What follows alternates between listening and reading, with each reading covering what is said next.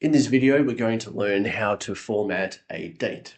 So what you can see on the screen is we have a Google Drive query node, and we want to insert as the search query rather than a text-based file name or what have you.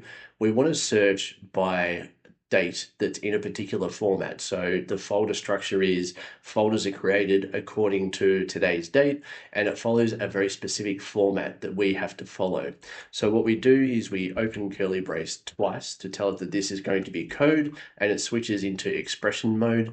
We put the dollars today, and what that says is what you can see on the screen in green, it will get today's date. But you can see that it's not formatted very well at all. And so what we're going to do is use dot notation, and you can see in the context menu, there's a bunch of functions available on any date object, and we're going to type the word format.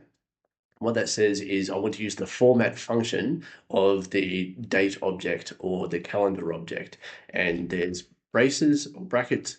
We need to put into those brackets the format we're going to use. And there's really good formatting guide you can see in the pop-up context menu about how to format dates. I'm going to use a simple one that's really common. So I put a single quote and I put everything inside of those single quotes to indicate the format is a text string. And then I put the letter Y 4 times. That means the initial 4 characters or numbers of the date will be the year, will indicate the year, 4-digit year.